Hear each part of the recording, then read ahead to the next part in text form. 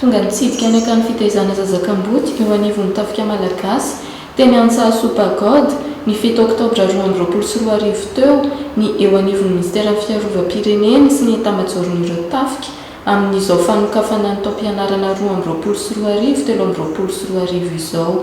Général de brigade Razona Faly Michel, directeur ny Office national malagasy des anciens combattants et victimes de guerre na ny Office national malagasy miahy ireo baikoto maro olatra sy ny mpiadika anainy. Ny tena koa izay misolo tena ny mpiara-miasa rehetrarehetra eo anivon'ny ONMAC sy ny DCN na ny direction ny combattant nationaliste izay hitantsika eto Analakely. Nisy araka izany ny fanomezana avy amin'izy ireo ho fanampiana sy ho fanohanana ny ankany mba ahafana mikolokolo ireo ankizy tezaina ireo. Ny antony manokana ny safidianana hanomezana fanampiana ireo zaza, ireo ankizy navelan'ny miaramila izay maty teo am-perinasa ao anatin'ny toby fandraisana zazakam-boty na orphelinat eny Antsahasoa Pagode dia natao izany hetsika izany mba ho fanampiana azy ireo satria ireo le miaramila izay lavo am-perinasa dia mahery fon'ny firenena ary izy ireo dia eritreretina ho taranaka na ny atao hoe pupille de la nation.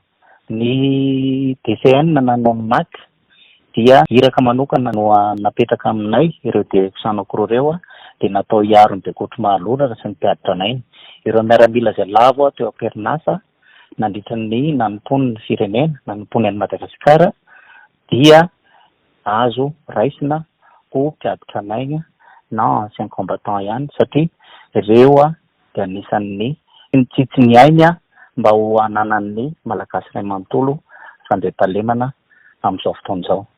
Azo lazaina araka izany fa tsy manadino ary mihevitra trano ireo zaza zanak'ireo miaramila lavo teo am-panatanterahana ny asany ny tafika malagasy. Izahay ao amin'ny ONMAC sy ny DCN izay hitantsika eo anivon'ny ministeran'ny fiarovam-pirenena dia tsy izahay irery no manao ny fanampiana io fa maro ny departemanta eto anivon'ny ministeran'ny fiarovam-pirenena no manao hetsika torako izao fa tamin'ity indray mandeha ity dia anjaranay no mitondra ny anjara birikinay. Izahay rehetrarehetra mpiara-miasa amin'ireo fitalayana roa ireo no mitondra ny anjara birikinay fa za dia misolo tena ihany. Misy ny fanampiana hoentin'ireo ankizy, ireo zaza, ireo zanaka entina atao tosanin'ny fianarana mandritra ny taom-pianarana 2024 sy 2024.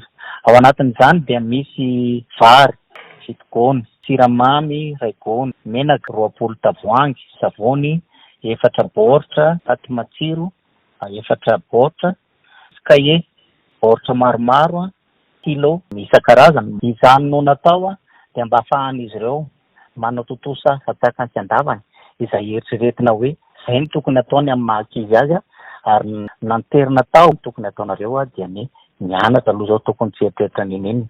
Izahay ray aman-dreny ny mpitantana isan'ambaratongony izay taritin'ny andriamatoa jeneraly ministra ny fiarovam-pirenena dia vonina hatrany hanampy an'ireo ankizy ireo amin'ny fanatontosany ny fianarany mba hatafita azy satria ireo ankizy ireo dia eritreretina ihany koa fa ireo no ho avin'ity firenena malagasy ity. Ny hetsika tahaka izao dia tsy atahatra fa natafita mba afaka miaina ary elatra ireo ankizy ireo izay ny tanjona eto anivon'ny tafika malagasy ho ary elatra ireo ankizy ireo amin'izany fotoana izany.